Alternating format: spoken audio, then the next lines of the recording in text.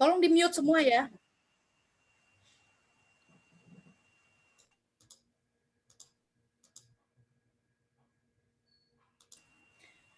Selamat pagi Tante Jun, selamat sore, selamat malam teman-teman yang terkasih dalam Kristus. Shalom semuanya.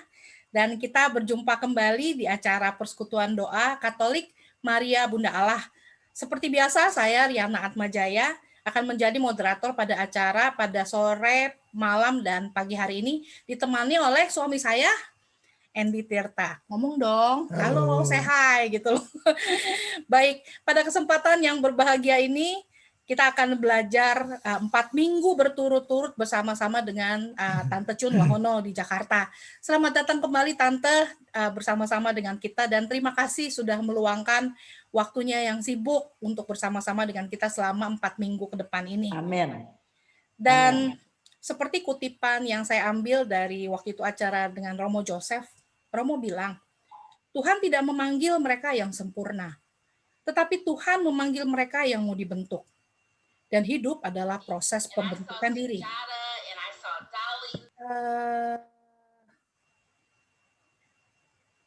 Dibentuk berarti kita berani untuk terus-menerus belajar untuk bisa mengerti apa yang Tuhan ingin kita lakukan dalam mengisi hidup kita ini. Bukan hanya mengikuti keinginan-keinginan kita semata, tapi kita mau mendengarkan dan mau mengikuti apa yang Tuhan mau kita kerjakan. Dan kita baru saja memperingati Pentakosta, Tritunggal Maha Kudus, dan minggu besok kita akan merayakan Corpus Christi, perayaan tubuh dan darah Kristus. Dan hari Minggu lalu kita belajar dari Romo Galih tentang Tritunggal Maha Kudus. Dan selama 4 minggu ke depan ini kita akan membahas tentang siapa, apa, dan bagaimana Roh Kudus itu secara lebih dalam lewat acara pendalaman Alkitab kita bersama-sama dengan Tante Chun. Dan saya rasa topik ini akan bagus sekali buat kita karena banyak dari kita yang kurang mengerti, bahkan tidak mengenal siapa Roh Kudus tersebut dan perannya dalam kehidupan kita. Maka sebelum kita mulai masuk pada topik ini, pembahasan hari ini, kita akan membuka acara kita pada hari ini dengan doa bersama. Mari kita bersama-sama, kita akan menundukkan kepala dan kita mohon kehadiran Roh Kudus di tengah-tengah kita untuk hadir dan untuk berkarya dalam acara kita sepanjang 1 jam sampai 1,5 jam ke depan. Mari kita buka dengan tanda kemenangan kita dalam nama Bapa dan Putra dan Roh Kudus. Amin. Allah Bapa yang Maha Kasih, selamat pagi, selamat malam Bapa. Dan terima kasih Bapa kalau kami boleh datang kembali ke hadirat-Mu pada hari ini Bapa, mengucap syukur kepadamu untuk rahmat kehidupan yang masih boleh terus Kau berikan kepada kami. Terima kasih Bapa. Dan terima kasih untuk kesempatan pada hari ini Bapa, kami boleh kembali bersama-sama belajar kembali tentang Roh Kudus. Roh yang Engkau tinggalkan untuk tinggal bersama-sama dengan kami, menemani kami, mendampingi perjalanan hidup kami, untuk selalu membimbing kami. Dan Bapa, kami mohon, biarlah Bapa, Kau curahkan Roh Kudus-Mu di tengah-tengah kami pada saat ini Bapa, agar sungguh kami boleh merasakan kehadirannya dalam hidup kami ini, yang kadang-kadang terasa sepi, terasa berbeban berat, terasa kering Bapa. Kami mohon urapan dari Roh Kudus-Mu hari ini. Dan Bapa beracaralah pada hari ini Bapa, dari awal, pertengahan, hingga akhir nanti. Biarlah Kau sendiri yang beracara. Dan boleh Kau urapi kami satu demi satu yang berada di tempat ini.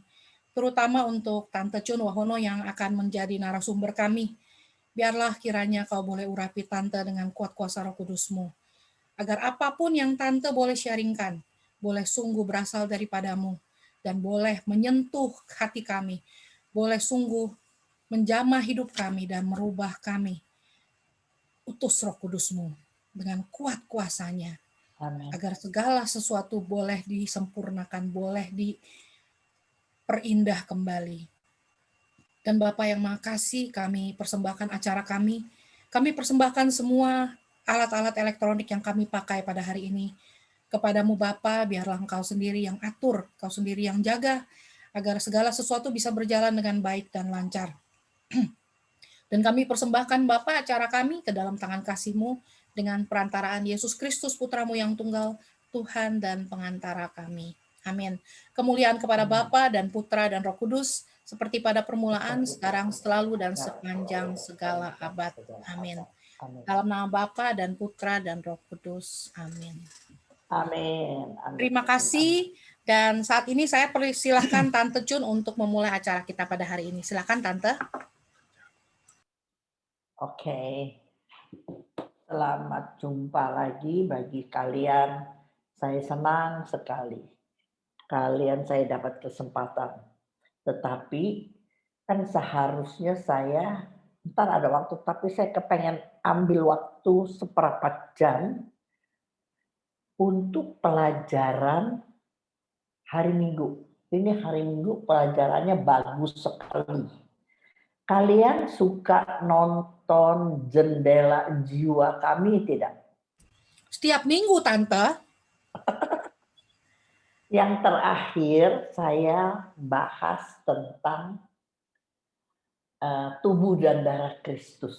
Ya, saya mau kasih beberapa ayat karena ini penting sekali.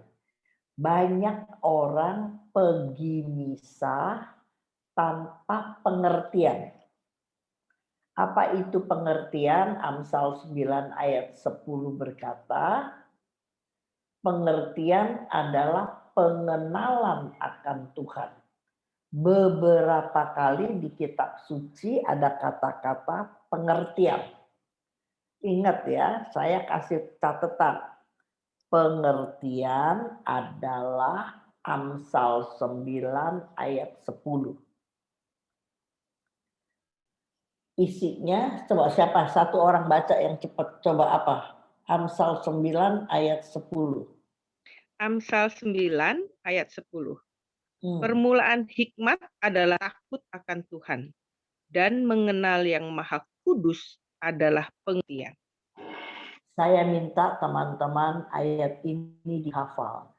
Dalam bacaan di kitab suci Perjanjian Baru, ada muncul kata pengertian 3-4 kali. Ya, artinya apa pengertian? Kamu udah tahu. Pengenalan akan Tuhan itu namanya pengertian. Itu jadi udah satu pelajaran. Ya, maka banyak orang misa tapi tanpa pengertian. Kalau Anda nonton di Jendela Jiwa kemarin hari Rebo, Romo Salto omong cukup bagus ya. Dia bilang ada satu Santo Leo apa ya? Santo Leo apalah. Ntar kamu dengar sendiri. Berkata, setiap kali kita telan hosti, semakin sering kita telan hosti, seharusnya karakter kita berubah seperti Yesus. Romo di situ menjelaskan bahwa ini kan dibilangin waktu mau ambil hosti, tubuh Kristus.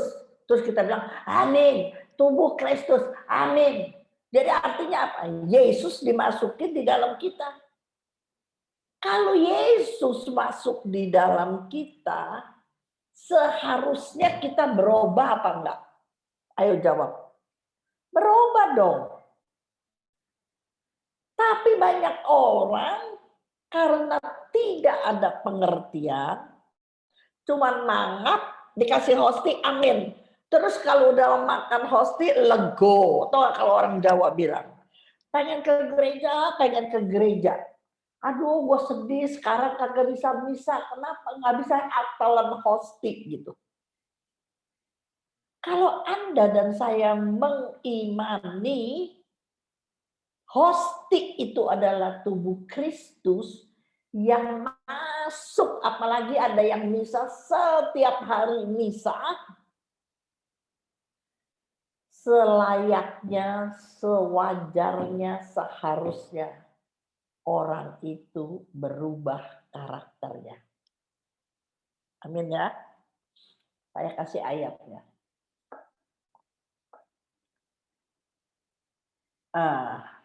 Yang pendek dulu aku kasih. Markus 14 ayat 24. Markus 14 ayat 24. Silahkan baca.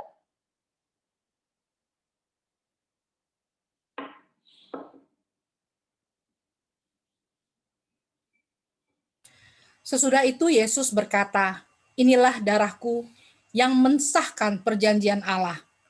Darah yang dicurahkan untuk banyak orang. Kamu pakai bahasa apa itu? Bahasa Indonesia, Tante. Bahasa Indonesia sehari-hari ya? Iya. Gue udah tahu aja. Pakai bahasa ambil Indonesia. dari I-Katolik, Tante. Coba, Dedek pakai apa, Dek? Ya, yang lama. Dan ia berkata kepada mereka, inilah darahku, darah perjanjian yang ditumpahkan bagi banyak orang. Ya, itu yang betul. Ya, inilah darah apa? Bukan Darah sembarang darah. Darah perjanjian. Sebentar, 1 menit, teman-teman.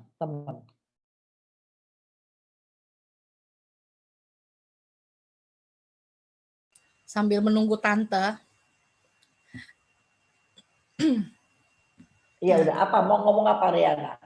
Oh enggak, saya cuma pikir karena Tante bilang 1 menit, jadi saya bilang, oke, saya isi dulu 1 menit, ngapain gitu. Daripada kita diem-diem. Oke, dengerin ya. Inilah darahku, darah perjanjian. Ini kalau kamu udah dapat belum pelajaran saya tentang darah, itu sudah ada sejak perjanjian lama. Bahwa darah harus tercurah untuk pengampunan dosa. Tapi saya lewati. Yang ditumpahkan bakal apa? Kan kita suka ditanya nih sama orang yang nggak mau belajar. Heran nih Cun, Tuhan katanya Tuhan Yesus katanya Allah Bapa. Masa menebus kita dia harus tumpahkan darah? Kan dia maha kuasa, maha segala-gala. Kenapa untuk tebus kita dia harus curahkan darah? Udah pernah aku ajar ini belum?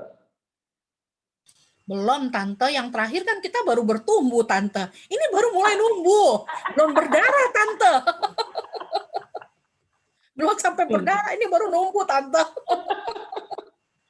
Itu ditumpahkan, jadi ada maksudnya ya.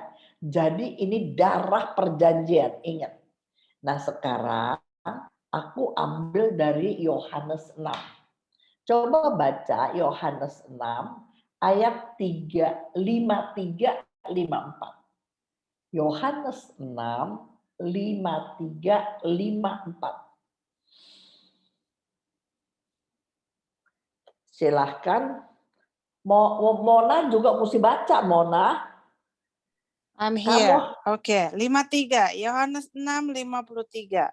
Maka kata Yesus kepada mereka, Aku berkata kepadamu, sesungguhnya jikalau kamu tidak makan daging anak manusia dan minum darahnya, kamu tidak mempunyai hidup di dalam dirimu. Barang siapa makan dagingku dan minum darahku, ia mempunyai hidup yang kekal dan aku akan membangkitkan dia pada akhir zaman. Wih, hebat bener. Tapi pasti kalian nggak ngerti kan. Makan apa, masa kita mesti makan dan minum darah gitu, ya kan? Makan daging manusia, tadi ingat Santo Leo bilang, setiap orang yang makan hosti, nah ingat nggak? Dia harus berubah. Kan mestinya dapat hosti dan anggur kan? Nah, kalau kita makan makan daging manusia, tapi firman juga daging. Iya nggak? Coba sekarang sedikit lari ke Yohanes 1. Saya yang ingat aja, nggak ada di catatan saya ya. Yohanes 1 ayat 1 bilang, pada mulanya adalah firman, firman bersama-sama dengan Allah, dan firman adalah Allah. Firman adalah Allah. Ingetin itu. Karena firman adalah Allah, kalau kita baca firman setiap hari, sebenarnya kita lagi makan anak manusia enggak? Sama kan? Anda lihat ya, dari segala segi, tetapi poinnya sama. Bahasanya berbeda, situasinya berbeda, Yesus ngajarnya berbeda, tapi poinnya sama. Barang siapa makan anak manusia, itu adalah firman yang Yohanes. Maka kalau Yohanes lebih jelas lagi nanti, ya. Ada terang, kata ayat 4 dan 5. Yohanes 1 ayat 4 dan 5. Coba Mona.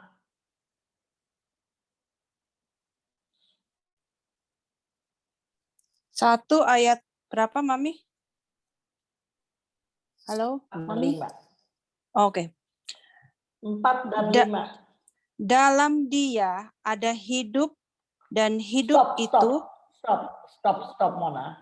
Dalam Dia. Dianya apa? Ayo semua pikir. Dalam Dia ada hidup. Memang Allah, tapi apa? Oh, itu firman.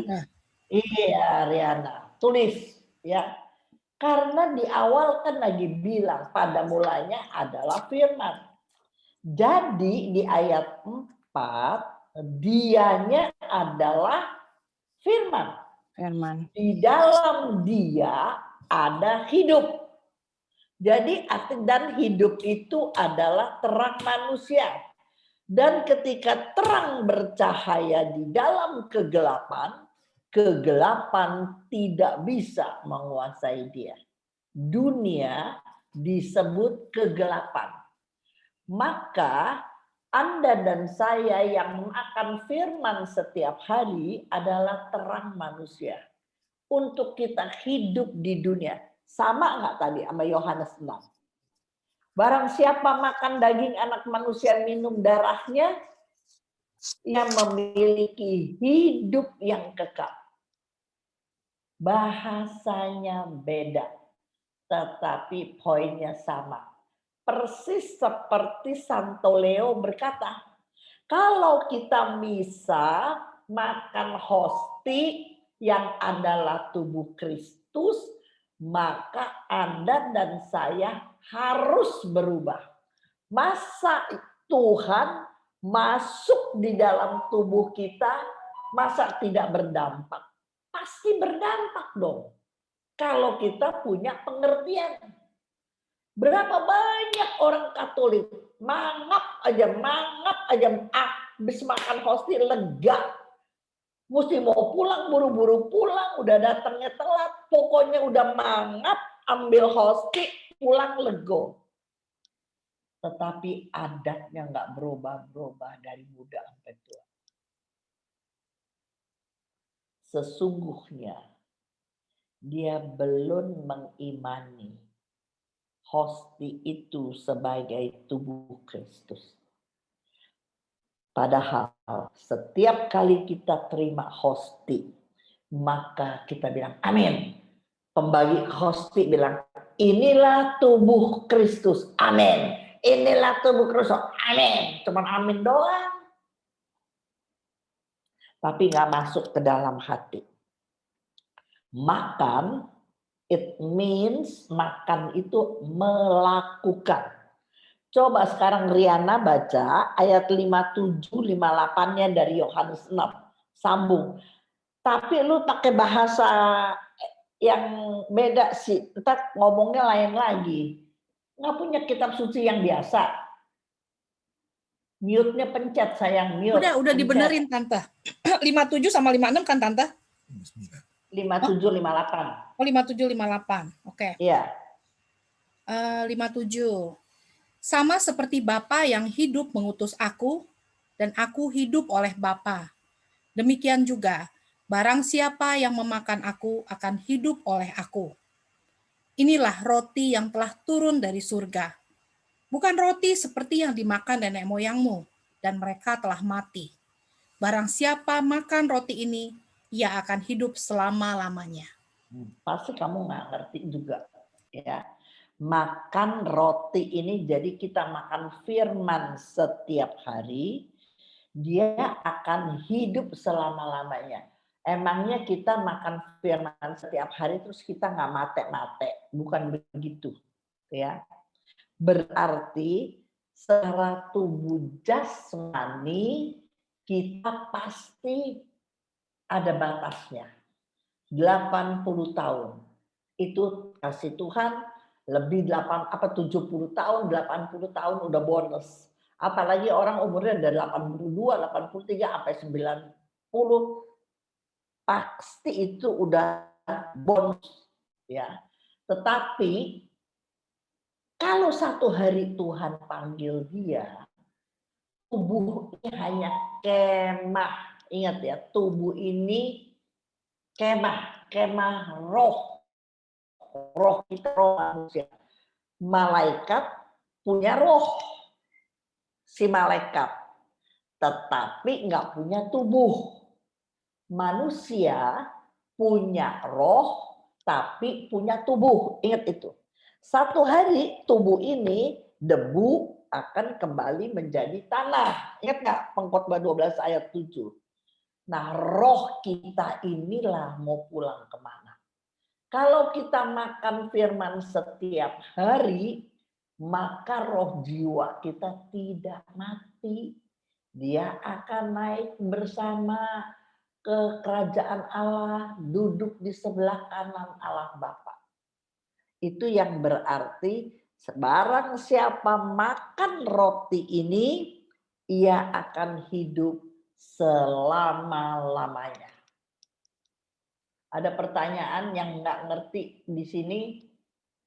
Ya, jadi ini yang saya udah pernah kasih sekian tahun kemarin-kemarin.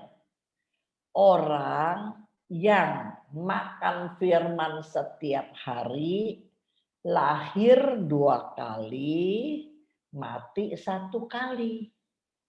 Orang yang enggak pernah makan firman, lahir 1 kali, mati 2 kali. Coba jawab.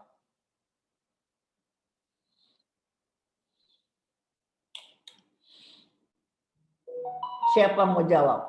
Ayo. Saya. Ya.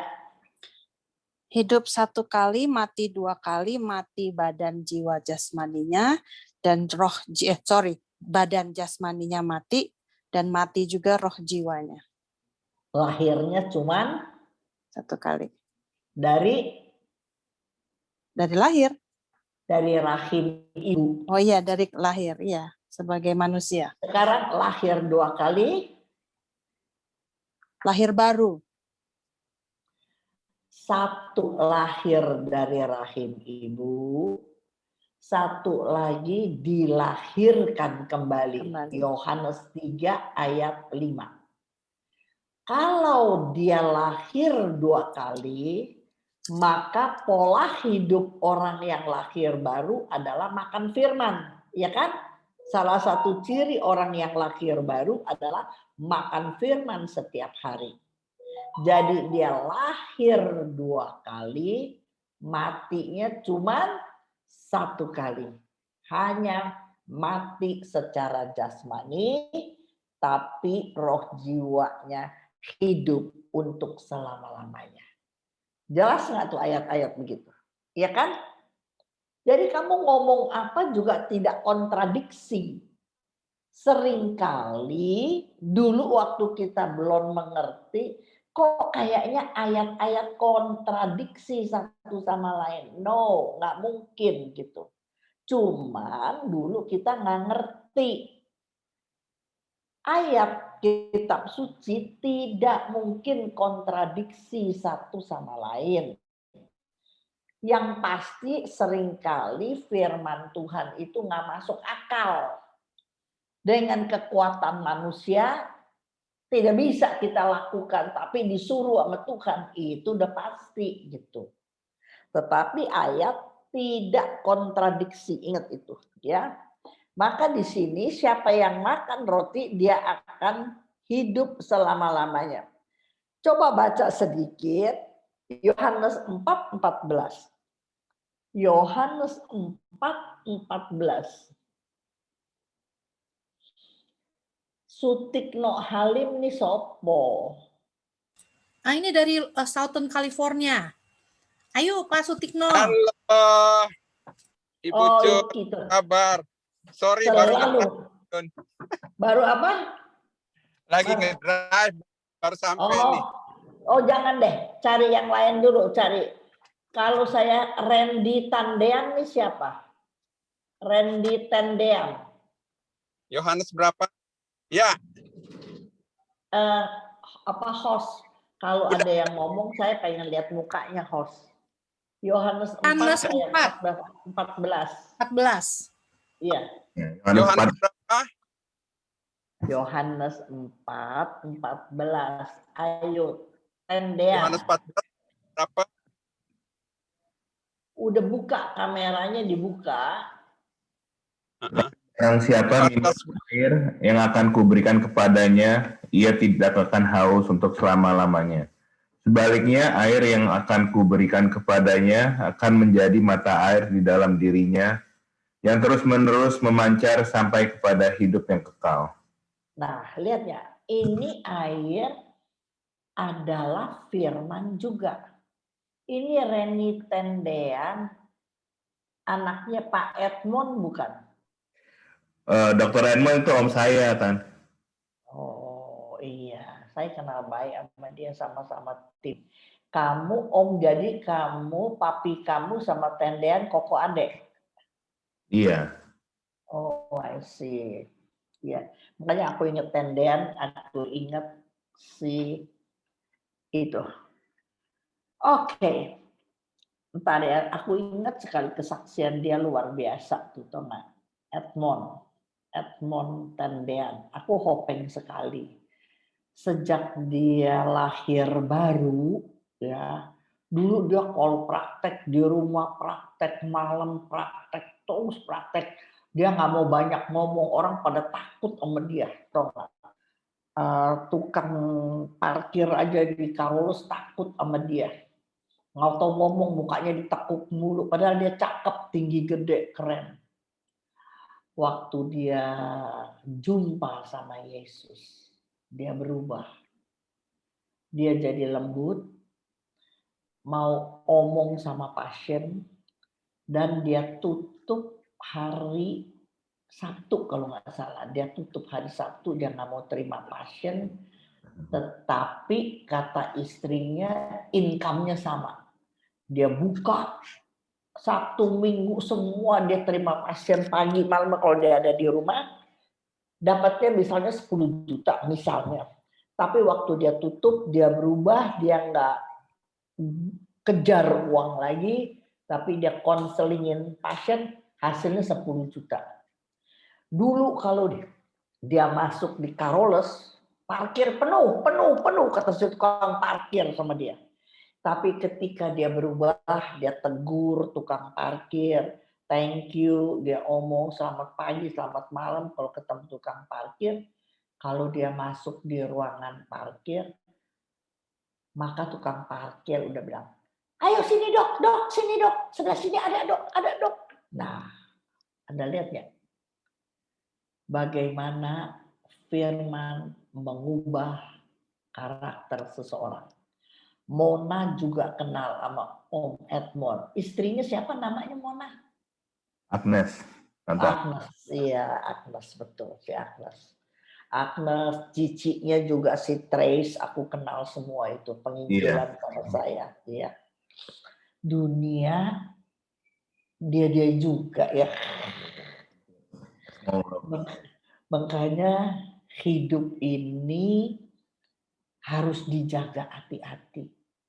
Bayangkan aku nggak ketemu mereka udah puluhan tahun, tahu-tahu lagi PA di sini, ketemu Randy, coba tuh. Luar biasa nggak tuh? Ya. Benar. Ya, hidup baik-baik ya di sono ya. Aduh, kamu tuh saudara di sono satu sama lain, tahu gak? Maka Yohanes 4:14 bilang, itu cerita tentang Yesus minta minum sama orang Samaria.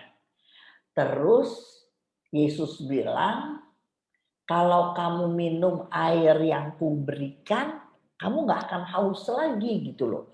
Terus kata ibu itu, hah, mana ada air begitu? Sini kasih aku, supaya aku nggak haus-haus lagi, nggak usah ke mata air. Nah, terus Yesus bilang, kalau air yang kuberikan akan menjadi mata air dalam dirinya. Itu firman. Ingat ya. Dan firman itu akan terus-menerus memancar dalam hidup kita sampai kepada hidup yang kekal. Dibawa sama kita sampai kita nggak mati selama-lamanya. Kalau mata air yang ada di dalam kita itu menjadi terang manusia di mana kegelapan tidak menguasai. Anda lihat nggak sih? Semua sama, semua sama. Bahasanya beda-beda. Tetapi poinnya sama. Ya. Kalau kita makan firman, kita nggak mati 2 kali, tadi kata Mona. Mati secara jasmani, maka roh jiwa kita pulang ke neraka, kekal. Tetapi kalau kita makan air, tadi makan roti, sekarang dia bilang mata air. Ya, maka mata air itu terus-menerus memancar sampai kepada hidup yang kekal. Ingat itu. Nah, sekarang saya mau tutup, saya udah pernah kasih nggak tahu, tapi saya mau kasih lagi. Gini, di pelajaran awal saya udah pernah kasih. Nah, ini pasti kalian yang udah pertumbuhan udah dapat, tapi saya mau remind lagi, ya. Tubuh manusia ada 2. Ada tubuh jasmani, ada tubuh rohani. Tubuh jasmani harus makan roti. Manusia hidup bukan dari roti saja, tapi dari setiap firman. It means ada 2 makanan. Karena kita punya 2 tubuh. Tubuh jasmani makan roti dari bakery, tubuh rohani makan roti dari surga. Ya, yang belum dapat, tolong catat. Saya nggak mau bahas ini, tetapi ini bakal kalian belajar. Nanti satu hari saya kasih pertumbuhan. Salah satu pelajarannya adalah firman Tuhan. Akan saya ulang ini ya. Roti dari surga adanya di Yohanes 6. Karena ada kaitannya, makanya aku kasih lagi. Ada kaitannya di Yohanes 6. Bakal bacaan hari Minggu nanti. Bahwa tadi kan kita udah baca 1 nih. Tadi kita udah baca ayat 58-nya. Roti yang telah turun dari surga bukan roti yang dimakan nenek moyangmu. Kalau waktu mereka makan roti mana itu yang turun dari surga, toh mereka akhirnya mati semuanya kan. Cuman Kaleb, Yosua yang masuk tanah perjanjian. Tetapi orang yang keluar dari Mesir karena bersungut-sungut melulu komplain sama Tuhan, nggak ada yang masuk. Ingat itu. Cuman yang masuk Yosua sama siapa satu lagi? Ayo siapa yang bantu saya? Yosua sama siapa? Caleb. Yosua sama Kaleb yang masuk. Semua itu mati di perjalanan. Padahal mereka juga makan roti dari surga. Bisa nangkep ya teman ya? Ya dong, 40 tahun Tuhan kasih mana roti dari surga. tapi mereka mati juga. Tetapi kalau Yohanes 6:58, ini roti dari surga, yaitu tubuh Kristus sendiri. Ini tubuh Kristus, amin. Tubuh Kristus, amin. Nah itu dia. Baca satu orang yang cepat. Apa itu roti dari surga? Ayo Riana aja. Yohanes 6, semua balik di Yohanes 6. 33.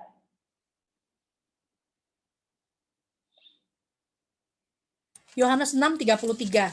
Karena roti yang dari Allah ialah roti yang turun dari surga dan yang memberi hidup kepada dunia. Ya, kepada dunia. Bukan roti seperti nenek moyang ya. 35. Riana 35.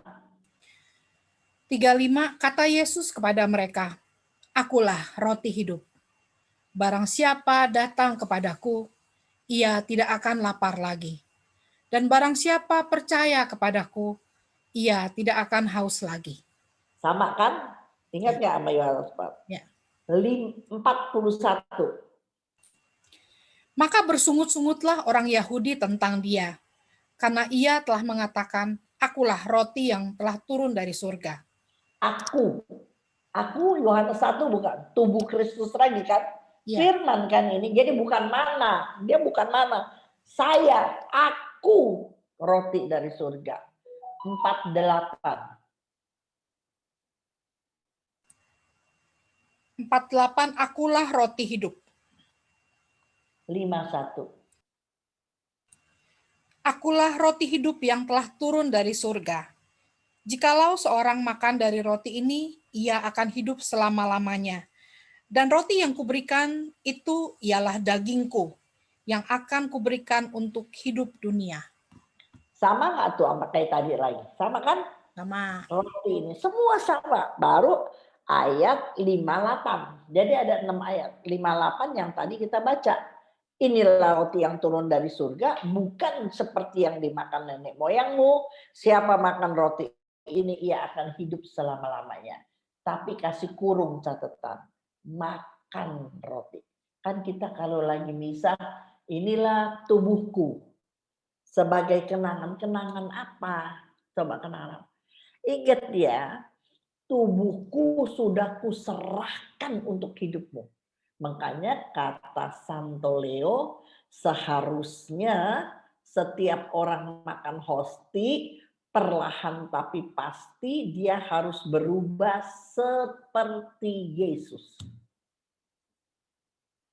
Harus berubah. Sedangkan susah sekali orang berubah. Ya, nanti itu ada di pelajaran lain. Ya. Kalau kita belum ketemu Yesus secara pribadi, kita cuma tahu teori. Anda dan saya harus berubah, kita harus menyerupai Yesus. Hendaklah kamu sempurna seperti Bapa sempurna. Ayatnya 1000 dia tahu, tapi nggak berubah-berubah. Auban tetap auban, tahu nggak gitu? Karena dia belum ketemu sama Yesus, gitu ya. Oke, jadi ini aja saya mau kasih sebagai persiapan kalian besok hari Minggu, hari tubuh dan darah Kristus, supaya mulai hari Minggu nanti kalian harus malu terhadap diri sendiri. Kalau kalian hobi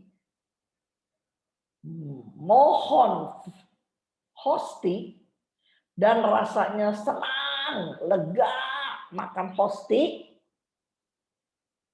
ada tanggung jawabmu.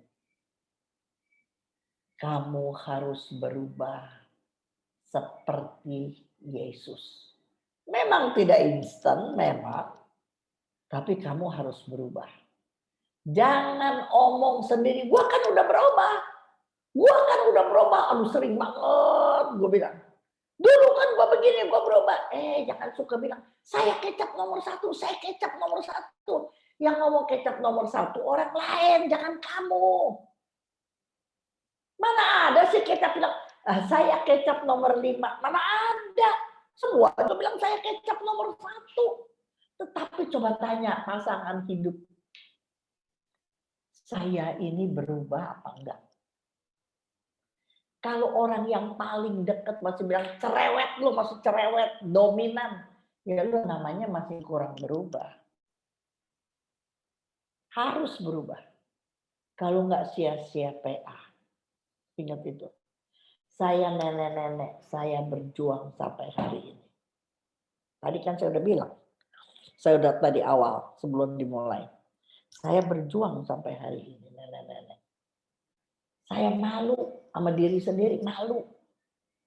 Kalau saya baca firman, tapi saya nggak berubah. Oke? Udah garis strap. Sekarang kita masuk Roh Kudus. Jam 7, jam 8, 1 jam, gua mau seperempat jam jadi 1 jam. Oke. Baru 30 menit kok Tante. 30 menit. Iya. Kita kan tadi mulanya agak telat Tante. Aduh, lu gak mau rugi ya. Iya dong Tante, gak mau rugi dong, anak aja. Oke, sekarang aku lagi balik dulu. Aku cari dulu pelajaran tentang Roh Kudus. Dah. Tadi garis ya, strap, garis. Ini sekarang pelajaran Roh Kudus. Nah, ini dia yang tadi saya omong. Dengerin dulu catatan saya ya. Kebiasaan-kebiasaan yang kita bangun berpuluh tahun sangat sulit untuk berubah. Ya dong? Biasanya kita bangun pagi yang disamber koran, sekarang udah nggak musim koran. Setiap pagi kalau kita bangun nomor 1 kita tomplok HP kita. Langsung pegang HP, mau ke WC pegang HP, mau apa pegang HP. Ada berita apa nomor 1. Nah, padahal menurut kebiasaan orang lahir baru, melek mata mesti berdoa. Ambil waktu untuk baca firman. Itu seharusnya berubah. Dan itu nggak gampang. Kelihatannya sepele. Makanya banyak orang nggak mau berubah. Ya, kebiasaan yang udah nyaman nggak mau berubah gitu. Tetapi, nah dengerin, saya pakai huruf merah di catatan saya. Tetapi ketika orang sungguh-sungguh bertekun dalam firman Tuhan, jadi dia mau belajar, dia taat. Misalnya saya yang ajarin kalian, harus baca kitab suci pagi-pagi, harus doa. Saya sampai hari ini, kalau pas jam 5, 5 seperempat, setengah 5, kamu telepon saya udah langsung angkat. Sampai hari ini. Ya, ketika seseorang sungguh-sungguh bertekun dalam firman Tuhan, percayalah, dia pasti berjumpa dengan Tuhan secara pribadi. Begini, bukan kalau kita tekun baca firman tahu-tahu nanti Tuhan wujud nyata, ada orang berjubah putih ketemuin kita, bukan. Bisa kabur tepontang-panting kita pasti. Tapi kalau kita baca firman setiap hari, maka lama-lama kita bisa menyadari, iya ya, waktu saya takut ini saya berdoa nggak terjadi. Waktu saya berharap apa, Tuhan jawab. Jadi akhirnya jauh di dalam hati kamu sampai kamu bilang begini, Tuhan itu ada. Bukan hanya saya tangkap dengan indera saya doang. Tetapi saya sudah merasakan Tuhan ada. Tuhan tolong. Tuhan kasih yang solusi. Kamu menemukan Tuhan secara pribadi. Bukan kata orang. Bukan kata buku. Bukan kata apa-apa. Tapi kata saya. Tuhan memang ada. Tuhan memang peduli sama saya.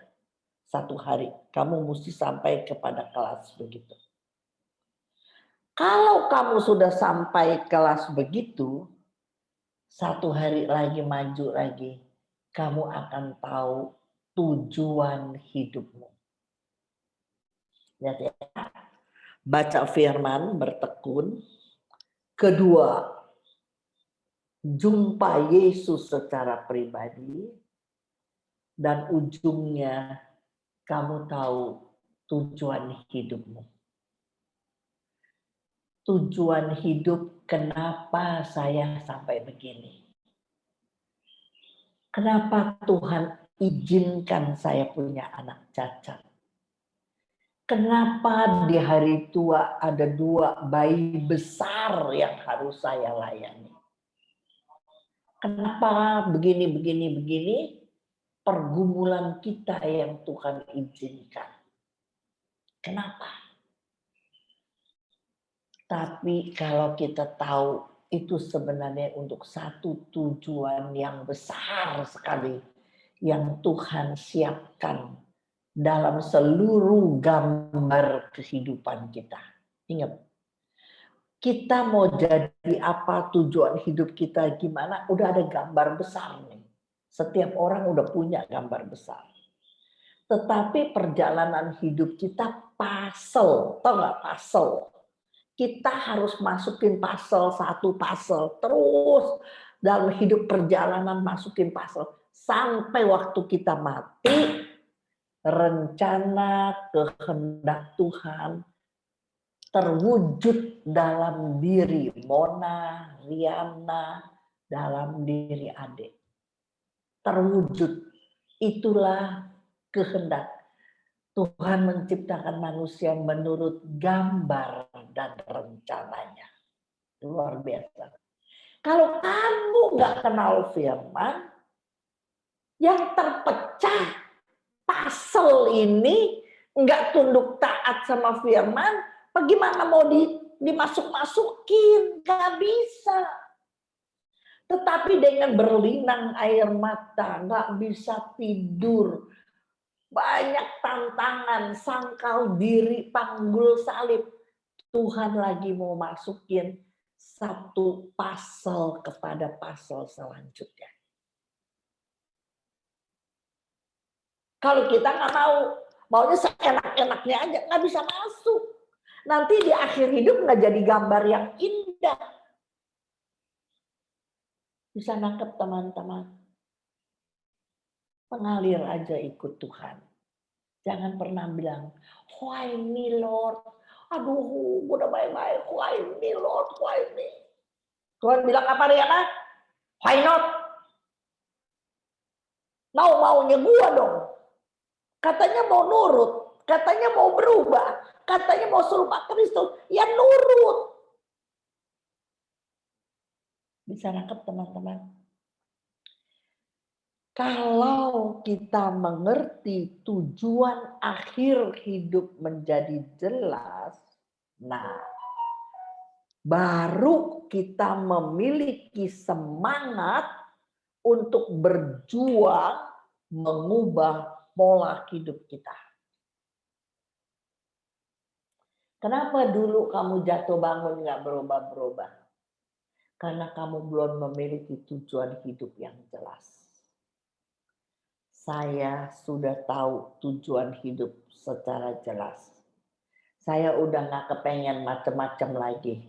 Dikasih boleh, nggak dikasih boleh, nggak apa-apa. Tetapi saya punya tujuan hidup yang jelas. Saya punya tujuan biar sebanyak-banyaknya orang Katolik cinta firman. Udah itu aja. Saya nggak mau punya apa yang gede, komunis, no, itu terlalu dunia. Dengan keterbatasan saya, dengan segala apa yang saya punya dan saya bisa, saya cuma minta satu sama Tuhan. Pakai hidup saya supaya banyak orang, sebanyak orang bagaimana nggak tahu caranya Tuhan. Saya mau orang Katolik kenal firman.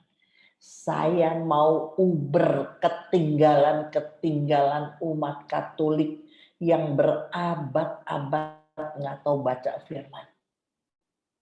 Anda tahu gereja yang luar biasa indah di Eropa, yang Katolik justru yang punya, indah luar biasa.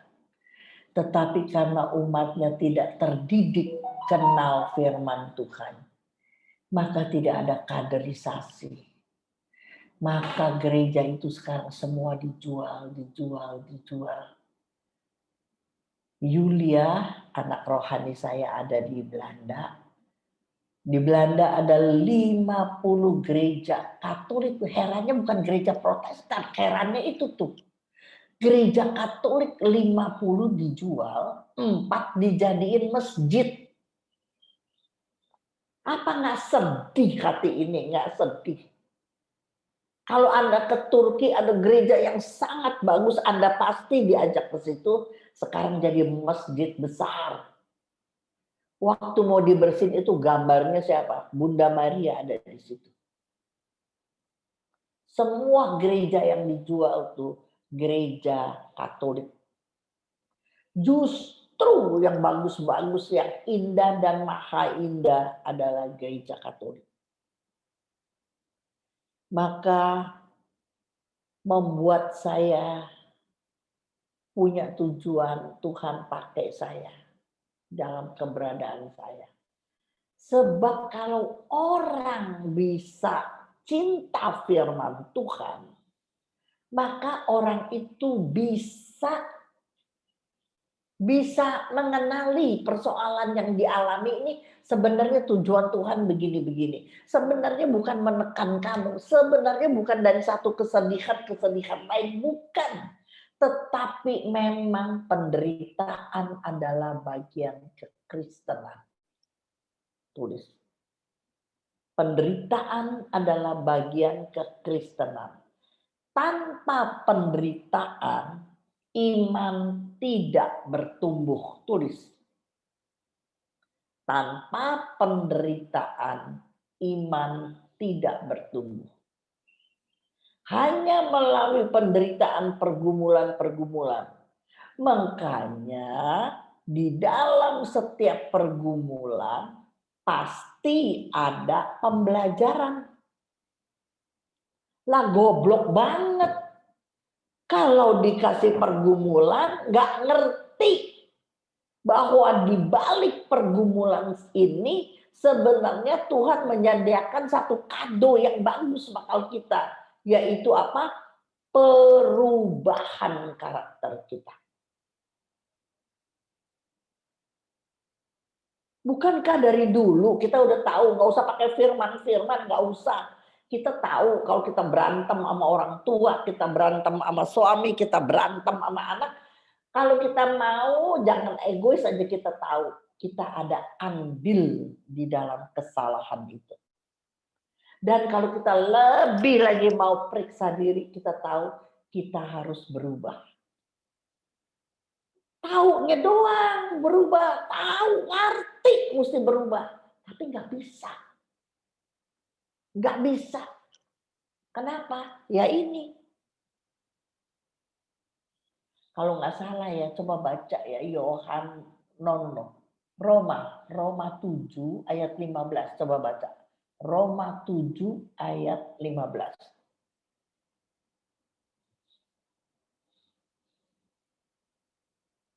Ya. Roma 7:15. Roma 7 ya, coba 15, betul nggak? Coba betul. Roma 7:15. Sebab apa yang aku perbuat, aku tidak tahu. Karena bukan apa yang aku kehendaki yang aku perbuat. Tetapi apa yang aku benci, itulah yang aku perbuat. Cocok nggak, Riana? Cocok, Tante. Betul. Apa yang kita nggak mau, itu yang kita kerjain, Tante. Iya, nggak mau cerewet lagi kan? Iya. Maunya kan nggak mau cerewet. Coba baca 19. 19. Sebab bukan apa yang aku kehendaki, yaitu yang baik yang aku perbuat, melainkan apa yang tidak aku kehendaki, yaitu yang jahat yang aku perbuat. Ya, coba pelan-pelan baca ayat 20-nya. Jadi, jika aku berbuat apa yang tidak aku kehendaki, maka bukan lagi aku yang memperbuatnya, tetapi dosa yang diam di dalam aku. Itu sebabnya kita butuh Roh Kudus. Amin. Sebab sama mertua nih, mertua cerewet ngatur. Dengan apa yang kita bisa, apa yang kita mampu, gue lawan dengan cara kita. Bentar ya kita lawan. Orang kagak salah, disalah-salahin doang. Kagak ditanya, dipaidok, kata orang Jakarta. Dipaidok, tau nggak? Udah dihakimi, gitu ya kan? Maka kita, padahal setelah jadi ribut, diomelin suami, kita sadar, iya ya. Orang tua kan dia orang tua juga. Kan mertua juga orang tua kita, nggak boleh dilawan. Tapi waktu itu greget tuh nggak, mami greget saya gitu. Nah, kenapa? Itu dosa di dalam kita. Dan kita nggak bisa lakukan untuk taat kepada firman Tuhan. Firman Tuhan bilang, hormatilah orang tuamu. Termasuk mertua kan? Itu kalau nggak salah Efesus ya, Efesus 6 ayat yang keberapa tuh? Ayo coba bocah, coba nanya. Nah, Mona, Efesus 6 tapi saya lupa ayatnya. Hormatilah orang tuamu, ada ayat berapa tuh? Ya, 1. Iya, Ayat Mona. 1, Tante. Hai anak-anak, taatilah orang tuamu di dalam Tuhan, karena haruslah demikian. Hormatilah ayah ibumu.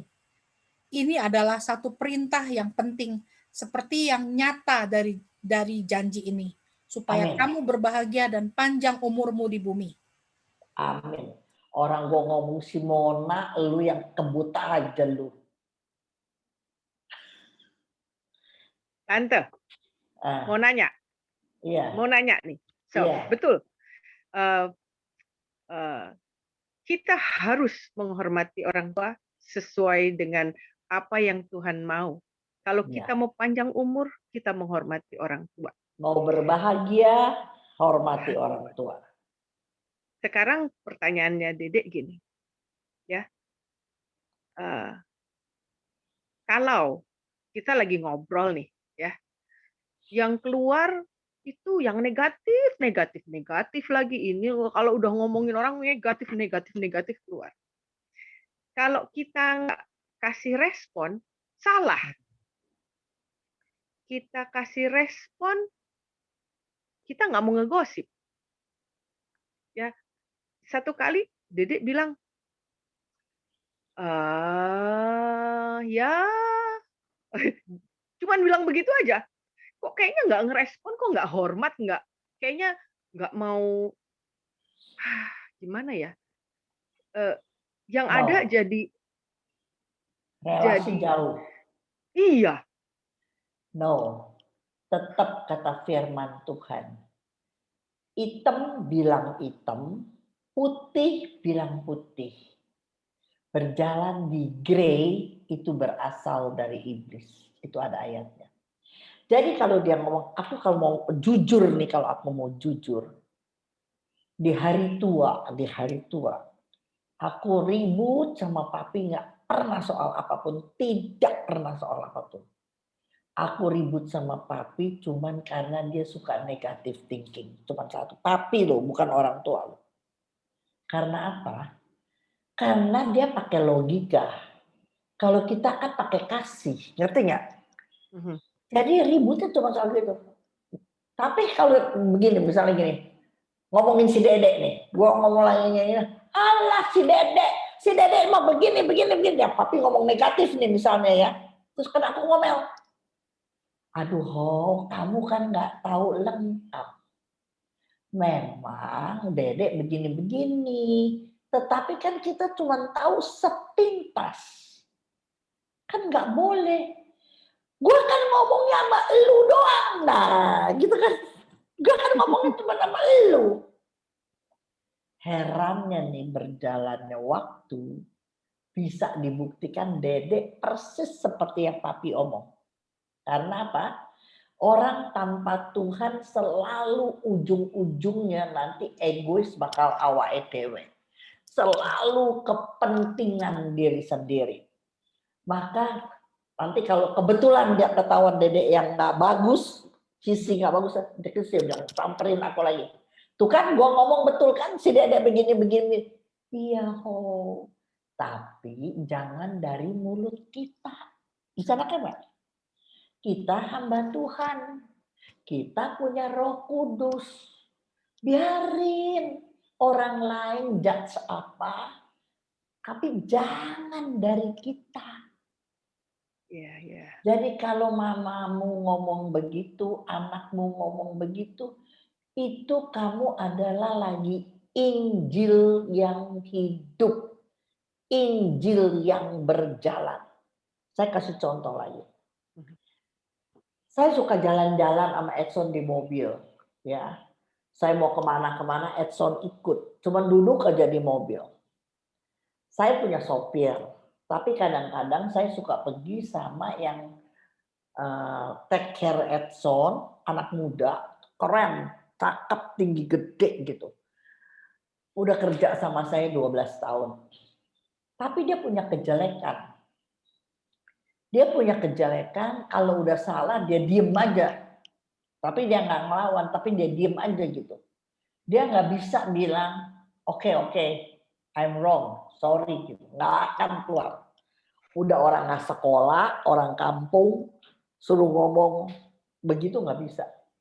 Tapi di mobil, Edson tuh kan super cerewet, ngomongnya segala macam. Nah, aku khotbahin Edson. Son, jangan ngomong begitu, kamu sok tahu Son ya, gini. Nggak boleh.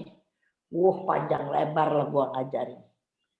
Sekali, 2 kali, entah puluhan kali, nggak tahu. Setiap kali aku pergi, aku ngomongin Edson, karena Edson super cerewet, ngoceh segala macam. Satu hari, yang take care Edson ini buat salah. Dia bisa samperin saya sekarang. Iyanya saya yang salah tadi, mestinya saya nggak jemput dia dulu, kalau nggak terlambat. Maaf ya. Gailah gue senangnya setengah modiar. Anda lihat ya, kalau kamu bermaksud baik, ada 1001 cara. Malaikat kasih hikmat, Roh Kudus kasih hikmat, sehingga kamu berjalan di dalam kebenaran. Tapi ini lagi sakit kan? Kalau baru melek aja, baru mata melek nih, habis kencing baru melek. Aduh, sakit. Nah, gimana tuh? Emang bener-bener sakit tuh. Tapi udah ngeluh lagi kan? Udah dikasih dokter, dikasih obat, diperhatiin. Aku lagi liatin nih tadi. Si Edward udah datang lagi tuh anak saya. Jam 4 pagi dia udah WA si Edward. Papi pinggangnya sakit, semalaman dia kagak tidur semalaman. Menggerang terus. Aku bayain dia, kalau lagi ngomong sama laki, jangan ngomong begitu. Nah, dulu kan aku orangnya kan kasar nih orangnya. Aku nih nggak bisa tuh melankolis begitu, nggak bisa. Tapi belajar. Dalam hidup nggak ada, kata orang Belanda begini, kanit is dood, betul nggak? Kanit is dood. Ya. Nggak bisa tuh modiar aja bean, nggak bisa. Apalagi kita, tubuh kita baik Allah. Roh Kudus tolong kita. Nggak ada yang bisa bilang kanit. Cuman embung, tau nggak embung? Bukan nggak bisa, Dedek, tapi nggak mau. I see. Kalau kita mau, kita pasti bisa. Tulis merah, hijau, kuning, biru. Yes. Tuhan bilang Tuhan yang menolong. Coba sekarang Riana baca Yohanes 15 ayat yang ke-5 kalau nggak salah. Kalau nggak 4, 5 deh. Coba baca Yohanes 15. Ini perkataan Yesus loh. Coba baca. Yohanes 15 ayat 5. Akulah pokok anggur, dan kamulah ranting-rantingnya. Barang siapa tinggal di dalam aku, dan aku di dalam dia, ia berbuah banyak. Sebab di luar aku, kamu tidak dapat berbuat apa-apa. Di luar aku, kamu tidak dapat berbuah roh. Di luar aku, apalagi kamu mau berbuah jiwa. Di luar aku, kamu mau bertobat. Kata orang Belanda, onmogelijk. Tidak mungkin. Tidak mungkin. Itu Yesus yang ngomong. Karena tidak mungkin untuk taat kepada firman Tuhan yang tidak masuk akal. Perintah Tuhan tuh banyak yang tidak masuk akal. Makanya Tuhan kasih Roh Kudus sama kita. Dengan pertolongan Roh Kudus, dengan support Roh Kudus, maka Anda dan saya bisa berubah untuk taat kepada firman Tuhan. Keren nggak?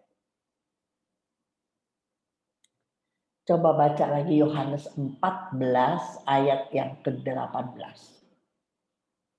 Yohanes 14 ayat yang ke-18. Aku Ya. tidak akan meninggalkan kamu sebagai yatim piatu.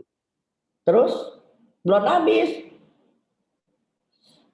Tinggal sesaat lagi. No. dan Tadi kalimat itu Yohanes- belum habis. Yohanes 14 ayat 18. Coba baca lengkap. Ya. Aku tidak akan meninggalkan kamu sebagai yatim piatu. Aku datang kembali kepadamu. Nah, itu. Artinya kalau saya jabarkan dengan bahasa saya, itu kan waktu Yesus mau pulang nanti satu hari dia kan akan tinggalkan dunia. Maka dia bilang, saya nggak mungkin tinggalin kamu sendirian. Nggak ada yang tolong. Yatim piatu kan orang tua. Orang tua kan yang paling menolong kita tuh orang tua. Orang tua nggak pernah takut miskin. Dijual semua untuk anak-anaknya. Tetapi anak 8 nggak bisa urus satu orang tua, gue bilang. Ya. Tapi orang tua nggak pernah takut tenaga, waktu, duit, semua dia kasih anaknya. Makanya Bapak berkata melalui Yesus, aku tidak akan meninggalkan kamu sebagai yatim piatu. Aku datang lagi, Datang lagi sebagai apa? Roh Kudus. Jelas nggak? Enak nggak tuh baca firman? Kalau lagi empat baca firman senang, tahu nggak? Makanya aku tuh suka baca firman. Ya, aduh luar biasa janji-janji Tuhan tuh luar biasa. Nggak sia-sia. Kita tahu kepada siapa kita percaya. Kita percaya kepada Dia, Bapa yang dokter segala dokter. Dia ajaib, dia dahsyat, dan di dalam dia tidak ada yang mustahil. Kita bukan percaya sembarangan ecek-ecek. Kita percaya kepada Yesus pencipta langit dan bumi. Kita percaya kepada Yesus yang dari tidak ada bisa jadi ada. Mau andalkan siapa lagi? Coba pikir. Kalau kamu nggak serius. Nah, oke. Ketika kita bertekun sama firman, maka kita berjumpa kepada Yesus secara pribadi. Kalau kita ketemu Yesus secara pribadi, maka kita tahu tujuan hidup kita yang jelas. Ketika kita tahu tujuan hidup kita yang jelas, maka kita akan berjuang mati-matian untuk sampai kepada tujuan hidup kita. Amin nggak? Dan kita tahu untuk sampai kepada tujuan, banyak yang harus saya rubah dalam hidup. Baru kamu nekat untuk mengubah hidup. Kalau cuma dari awal bilang, kamu harus berubah, kagak ngerti. Tapi kalau kamu udah tahu tujuan hidup kamu udah tahu kamu mau jadi apa, kamu diciptakan rencana Tuhan menjadi gambar yang kamu ngerti. Maka waktu kamu menjalani sesuatu yang salah, yang gak benar, nggak boleh gini ya, nggak boleh gini. Ya jangan dilawan. Dia ngomong jelek aja, biarin. Kita diem-diem aja. Tapi menurut saya nggak begitu loh, Mam. Gitu. Enak kan dia begini. Ya kalau menurut saya, masa semua orang jelek. Di dalam yang buruk pun masih ada yang bagus. Ajarin dia. Seperti aku ajarin supir si pegang Edson, tapi aku pakai si Edson. Emang semua orang jelek, Mam? Kan enggak. Setiap orang, saya juga jelek, Mam. Saya juga banyak jeleknya kan, Mam ya. Tapi kan ada saya yang bagus kan, Mam. Gitu. Supaya dia ngaca. Kalau kasarnya, lu juga kagak kebaikan. Lu juga banyak salah. Kan begitu. Tapi kan nggak boleh ngomong begitu, kurang ajar. Bilang aja saya. Saya juga banyak yang jelek, Mam. Untung suami saya waktu mau sama saya, dia nggak lihat yang jelek saya. Riani, siapa nih? Suamimu siapa nih? Andy, Tante. Andy. Kejelekan si Riana banyak kan, Andy? Betul nggak? Nggak berani ngomong, Tante. Kalau nggak selamat. Tapi kamu mau menikah sama dia karena kamu melihat positifnya, betul nggak? Kalau lihat negatifnya udah nggak tahan lo, Andy, sama dia.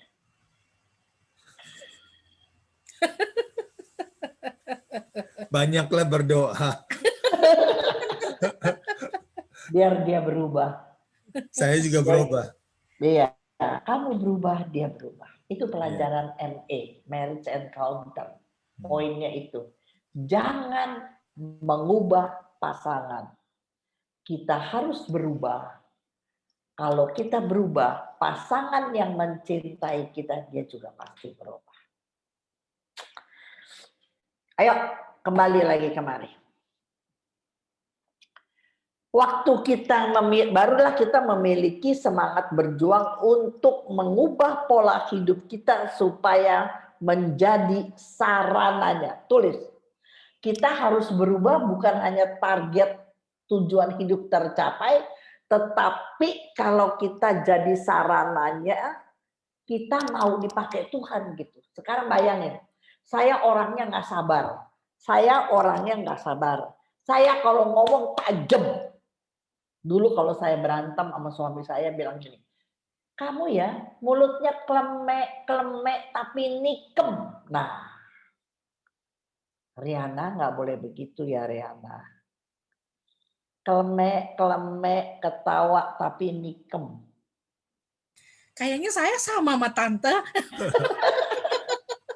Tapi kalau saya punya perkataan tajam, bisa nggak saya bawa banyak orang kepada Yesus? Itu aja.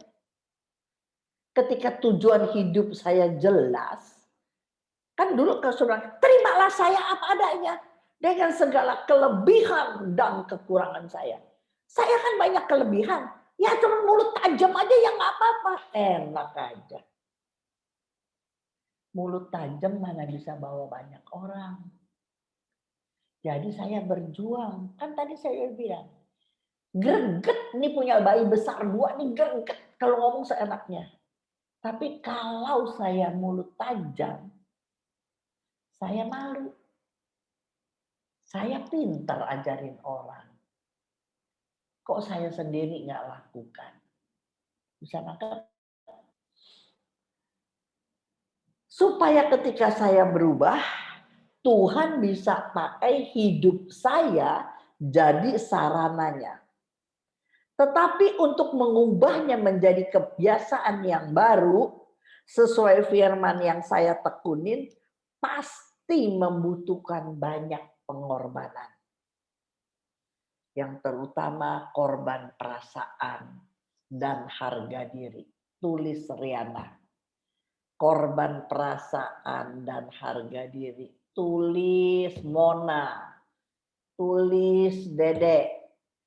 Mau berubah membutuhkan banyak pengorbanan. Terutama pengorbanan perasaan dan harga diri sendiri. Dengan kekuatan sendiri kita pasti tidak mungkin. kita membutuhkan Roh Kudus menolong kita supaya mampu diubah menjadi sarananya untuk membawa banyak orang kepada kerajaan Allah. Udah mencakup tuh semua. Ayatnya tadi aku udah kasih.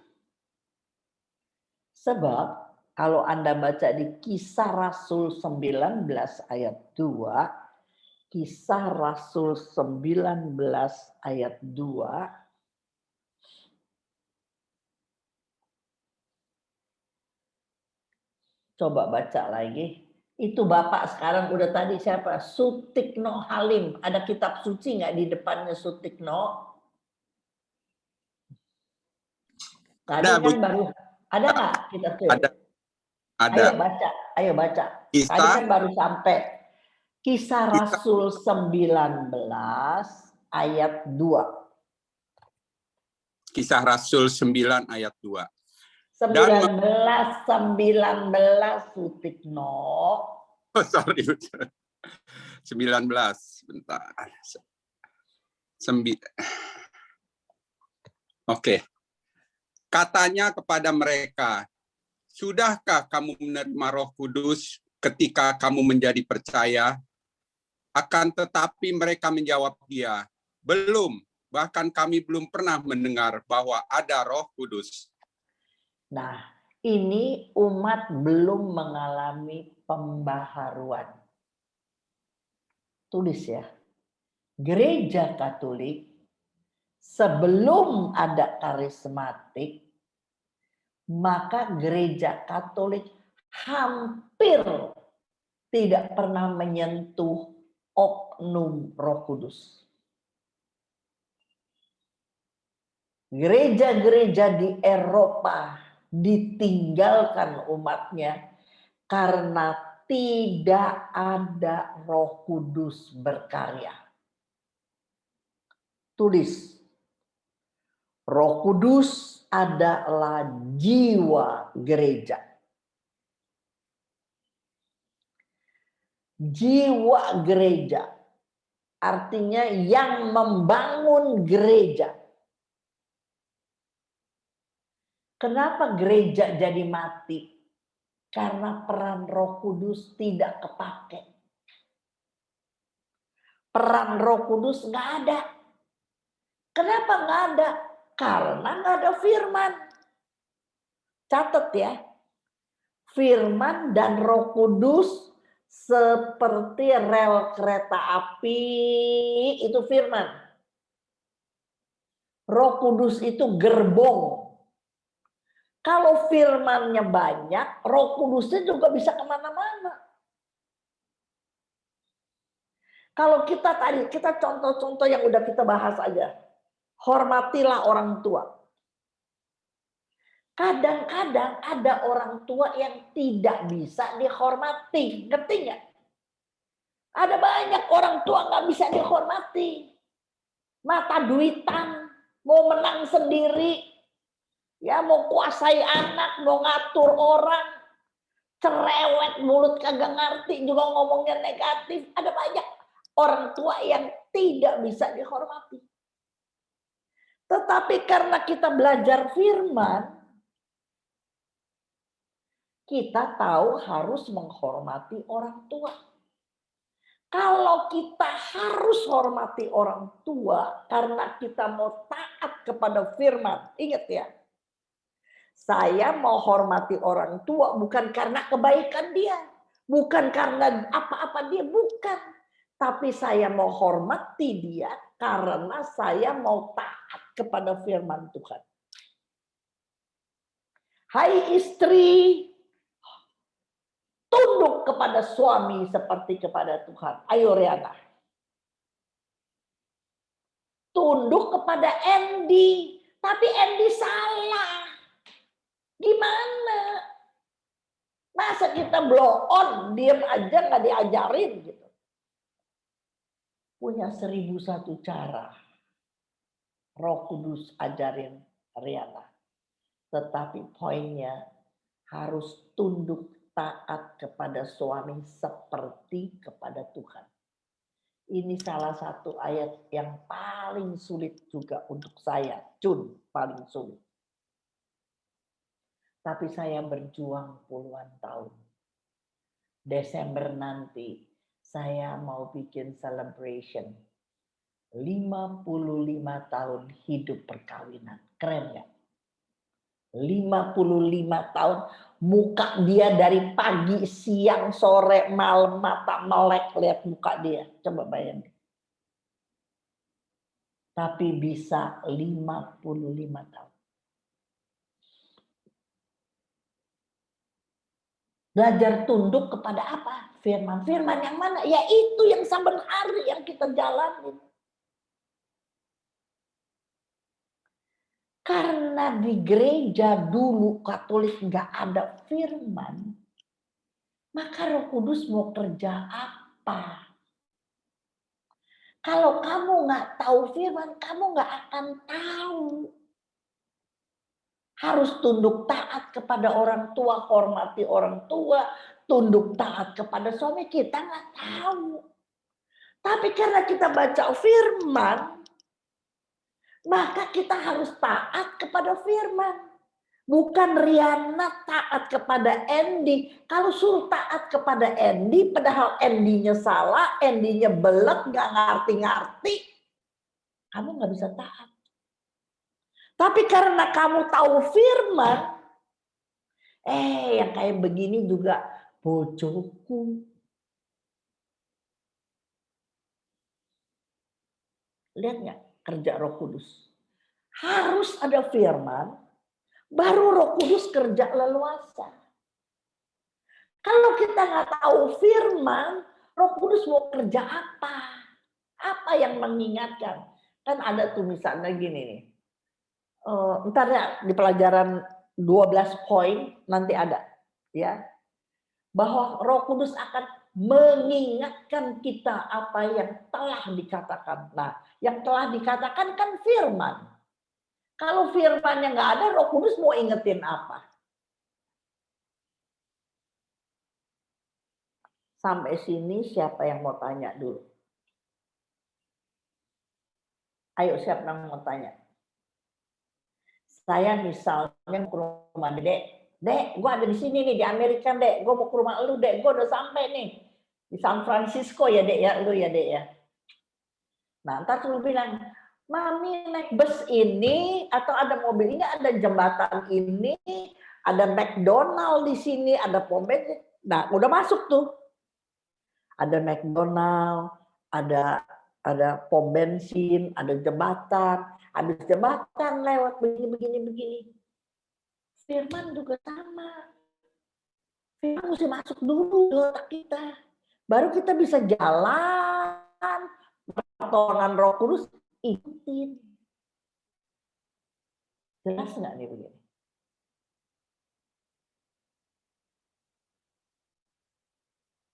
Dedek mesti bilangin saya dulu info. Naik beloknya begini dulu. Baru saya bisa jalan, ikutin panduan Dedek sampai ke tujuan rumah. Sama sama firman, sama begitu. Banyak orang begini, alah nggak usah, kemana waktu webinar ada orang yang ngomong begini, alah nggak usah pakai firman, kita hidup baik aja, masa nggak sampai ke Yesus? Aku cuma jawab satu kalimat. Patokan kamu hidup baik apa? Udah.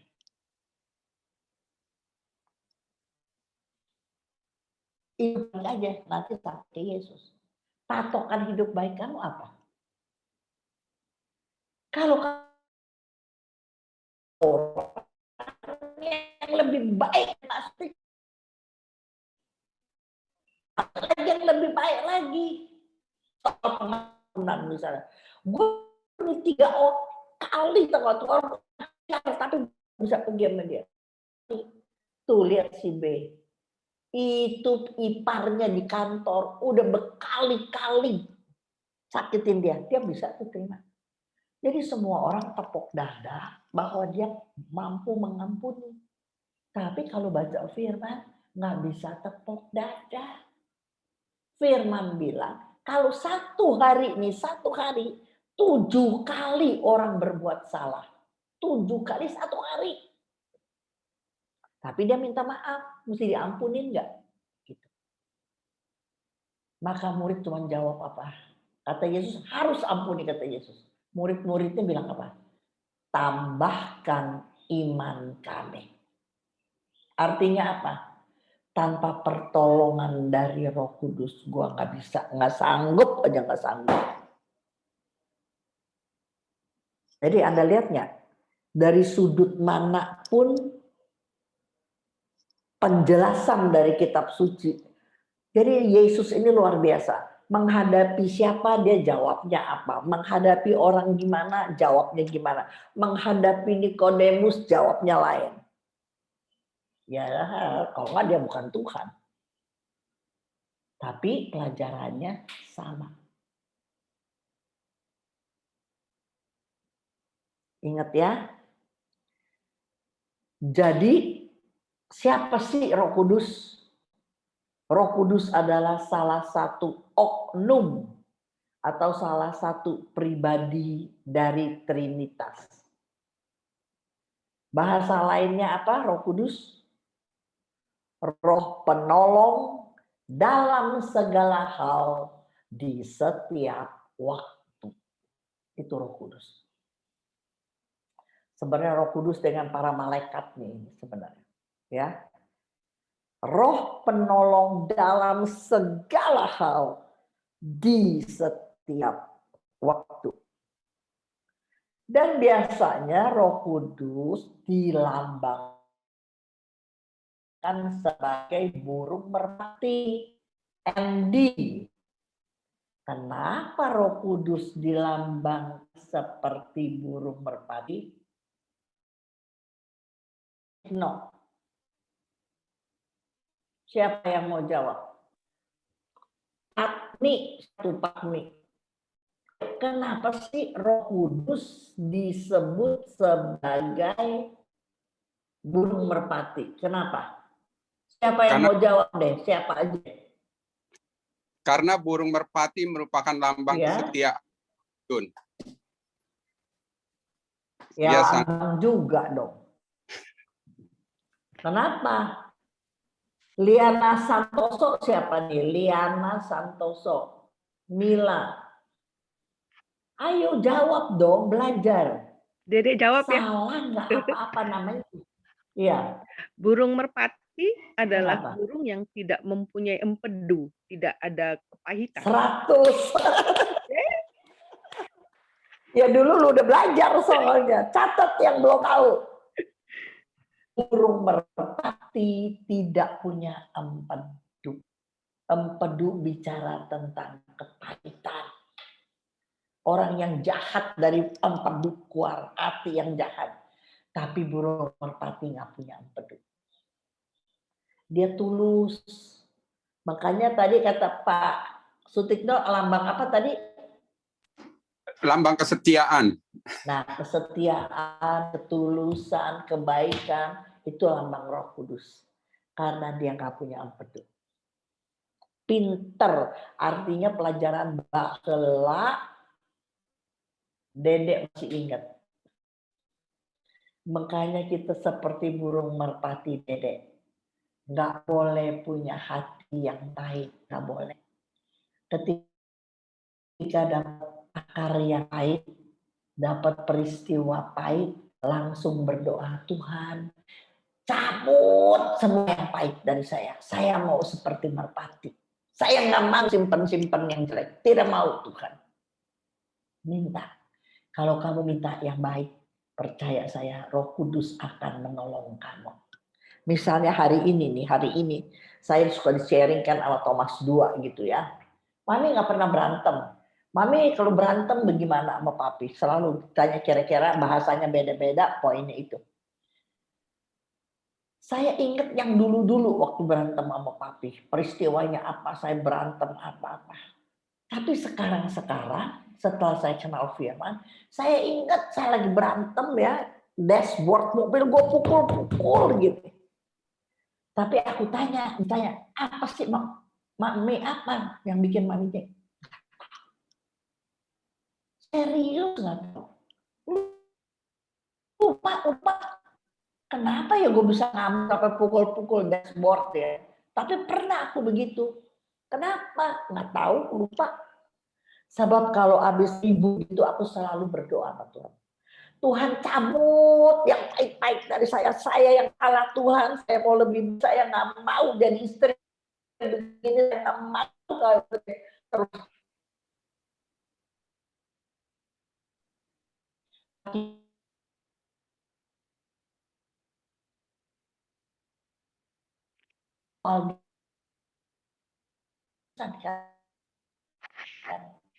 Pasti komunikasi. Tapi kalau soal kecil-kecil itu greget, itu hak saya. Kalau saya dia lagi. Betul. Berani kecil. Pak Sutikno umur berapa Pak Sutikno? Kenapa diulang, Bu Cun? Sutikno umur berapa? Wah, puji Tuhan Pak nih. Sutikno umur piro? Puji Tuhan, Bu Cun tanya bulan ini pas 58, Bu Cun. 50. Tanggal berapa tuh? Waduh, tanggal 23, Bu Cun. Tanggal berapa? 23. Persis 50. Istri umur berapa istri? 55. 56, sorry. Coba ulang tahun bini aja lupa coba toh. Ini bini maklum tukang kue, dia lagi bikin kue, Bu Cun. Jadi nanti kalau saya ke sono breakfastnya kue terus ya. Beres, Bu Cun. Aduh, puji Tuhan. Siapa nama istrinya siapa? Yuli. Yuli lagi, ya. Pakai celemek dia masih. Lagi bikin kue apa Yuli? Bikin lapis Surabaya. Ini. Wah iya.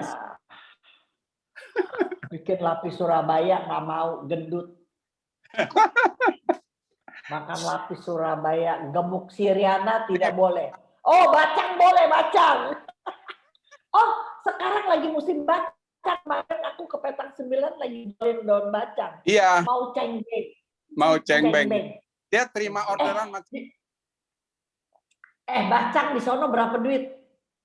Ini Yuli ada berapa bacang biasa. Yang mahal, yang enak berapa? Oh, yang enak $5 itu bacang Pontianak. Dia bikin berapa duit?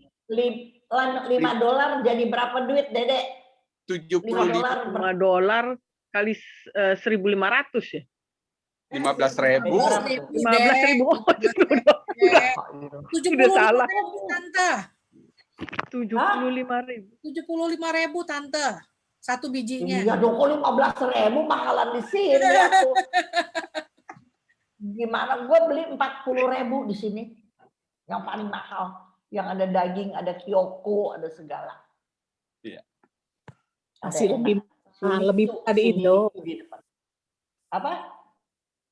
Kenapa? Ya, makanan pasti lebih murah di Indo, Tante. Di sini bahan-bahan aja udah mahal. Enggak, di sini labornya mahal, Lin. Iya, benar. Labornya mahal. Iya. Betul. Apa-apa sendiri. Jual di bawah tangan, Dok. Jual di bawah tangan. Nggak usah pakai label. Tante, biarpun dijual di bawah tangan juga kan bahan-bahannya juga mahal, Tante. Sekarang, apa-apa di sini sekarang lagi mahal. Iya. Karena bensin lagi naik kan. Naik jadi sampai $4. Ya, apa semua mahal. Semua lagi mahal. Udah, gua nggak mau terusin lagi. Ntar jadi bercanda. Udah. Nanti jadi makanan deh, Tante. Roh Kudusnya hilang.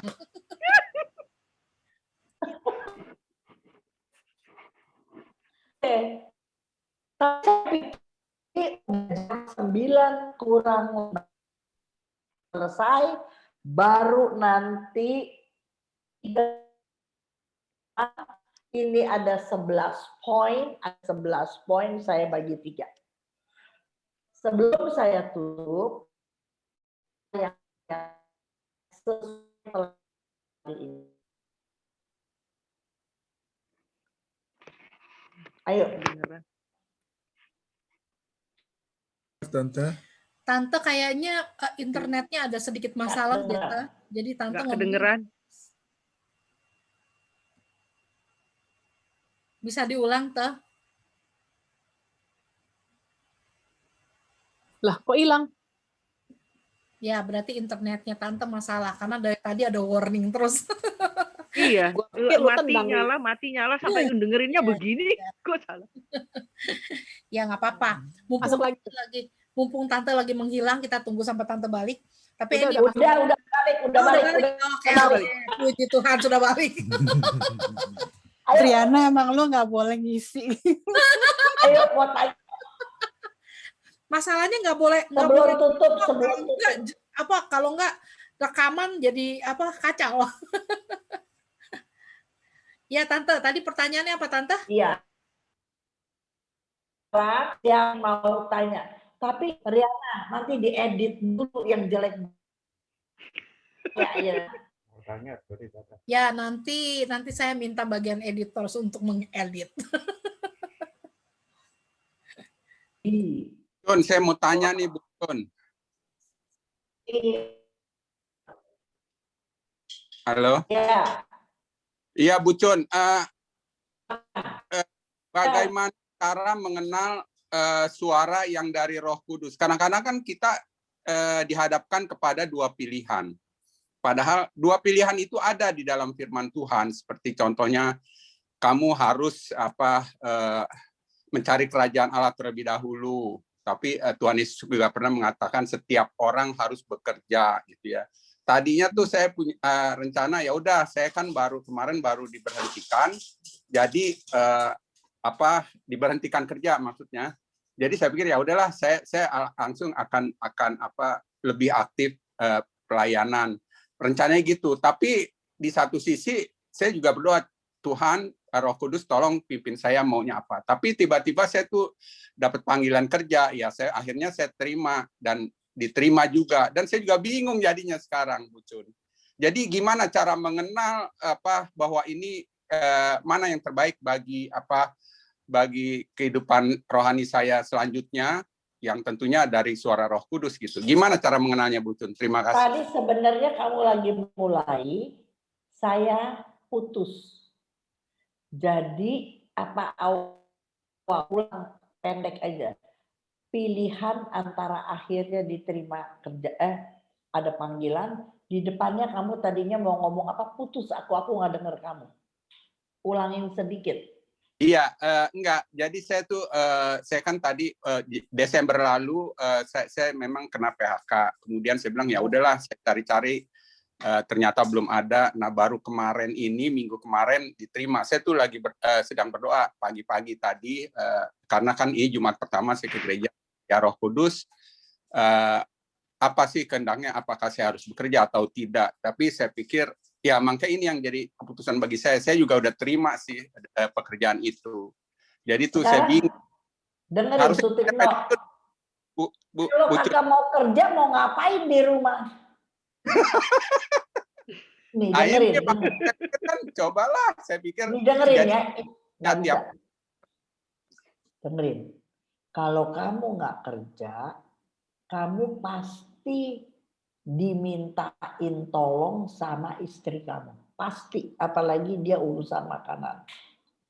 Laki-laki dimintain tolong terus sama istrinya, bludrek, percaya gua. Betul, Bu Cun. Orang laki harga dirinya lebih tinggi dari kantongnya. Harga diri lelaki, walaupun ngomongnya, tolong ya Pak, Pak tolong ya Pak, Pak tolong ya Pak. Stopnya nolong begitu. Baru ngomong. Kalau saya selagi ada kerja, ambil kerja. Toh masih ada sisa waktu. Nggak alasan mau jadi rohani nggak kerja, omong kosong.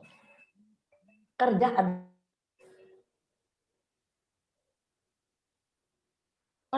kuat, buat belum 60, kerja. Lagian kalau kita kerja, kita punya penghasilan, dengerin ya, bagi laki-laki punya penghasilan itu punya harga diri. Lelaki kalau udah nggak punya penghasilan, yang pintar cari duit bini, kan laki kalah hawa. Nanti tapi karena harga diri laki tinggi, ntar dia cari salah bininya. Tahu nggak? Ada aja dia cari salah bininya. Habis dia di rumah nggak ada kerjaan. Bininya nyuruh-nyuruh melulu. Nanti dia jadi cari salah lah bininya. Gitu. Betul sekali. Betul apa nggak, Nani? Tikno, dengerin tuh. Kan? Denger, catat. Iya ada, iya. Nani itu saya bilang. Betul, ini menguatkan saya gitu. Tadi ambil keputusan gitu ya. Cuman saya juga pikir memang benar Bu Cun mau bantuin istri karena kan udah mulai banyak orderan. Saya pikir berkat Tuhan tuh ada, pintu ditutup, jendela dibuka. Jadi puji Tuhan. Jadi cuman ya kembali lagi ada ya udahlah. Saya kembali lagi kerja. Amin. Aduh, lu bungkus bacang aja nggak bisa. Tapi ya satu ya Pak Tikno ya, kalau yang namanya kita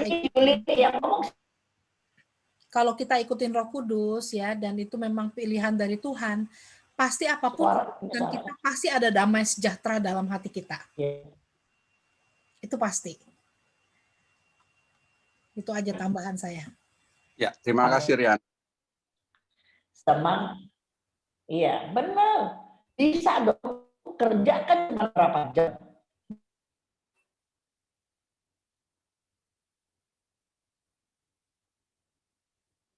Wah, hilang lagi. Ya. Ya, Tante memang lagi low bandwidth, mungkin lagi di sana lagi rame itu trafficnya, karena jam-jam sekarang kan udah jam 9 pagi kan di Indonesia. Iya, jadi udah rame. Ya, betul, udah rame Tante. Ya udah nggak apa-apa Tante. Nanti tutup dah. Ya, kita terusin lagi minggu depan. Kita masih ada 3 minggu loh. Jadi kita terusin 3 minggu ke depan. Oke. Jadi jangan lupa seperti biasa kita juga akan membuka kesempatan untuk teman-teman yang ingin memberikan sumbangan kasih untuk ministry Tante Chun. Saya akan share sebentar. Jadi buat teman-teman yang ingin memberikan sumbangan kasih untuk ministry Tante Chun, boleh memberikan sumbangan kasih boleh di Zelle ke Priscilia G di 917-753-5876 buat yang di Amerika, atau bisa di PayPal ke prisdeni@gmail.com.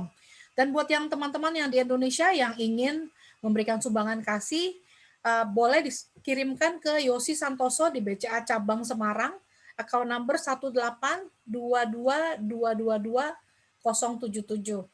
Dan kalau ada pertanyaan apa-apa, tolong hubungi saya. Dan kita masih punya waktu sekitar 3 minggu ke depan untuk memberikan sumbangan kasih untuk Tante. Jadi nggak usah takut kalau minggu ini nggak sempat, minggu depan juga boleh, nggak masalah. Dan lagi, jangan lupa, kita dari PDK Maria Bunda Allah, kita punya 21 video lebih, 22 video, plus yang kemarin acara dengan Romo Gali, tentang berbagai macam tema tentang iman kekatolikan kita. Kayak tadi Tante bilang, banyak orang Katolik yang tidak mengenal iman kita. Bahkan banyak gereja-gereja yang bahkan berubah fungsi, entah menjadi rumah pribadi, entah itu menjadi tempat ibadah agama lain. Itu semua karena kita orang Katolik yang tidak mengenal iman kita. Dan terima kasih juga untuk komunitas Santo Thomas lewat Jendela Jiwa yang banyak menghadirkan banyak pelajaran-pelajaran. kita juga melengkapi semua tema-tema yang kita ambil juga untuk mempelajari iman kekatolikan kita agar kita menjadi orang Katolik yang enggak cuma sekedar Katolik by name, tapi kita sungguh menghidupi iman kekatolikan kita. Dan silakan teman-teman dilihat di PDK Maria Bunda Allah. Bagi yang belum subscribe, boleh subscribe dan like video-video kita agar semakin banyak orang-orang yang mengenal iman kekatolikan kita yang luar biasa ini. Dan minggu depan kita akan dengan waktu dan jam yang sama kita akan melanjutkan pelajaran kita tentang Roh Kudus. Dan tolong di-share ke teman-teman yang lain, keluarga kita yang ingin belajar bersama-sama. Jadi bisa tambah banyak kan yang belajar bareng-bareng, dan tambah banyak yang orang Katolik yang semakin pintar.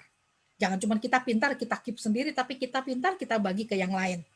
Dan mari kita akhiri pertemuan kita hari ini dengan doa penutup. Saya meminta tolong untuk mungkin Nani boleh mimpin doa penutup malam hari ini, Nan. Oke. Dalam nama Bapa dan Putra dan Roh Kudus. Amin.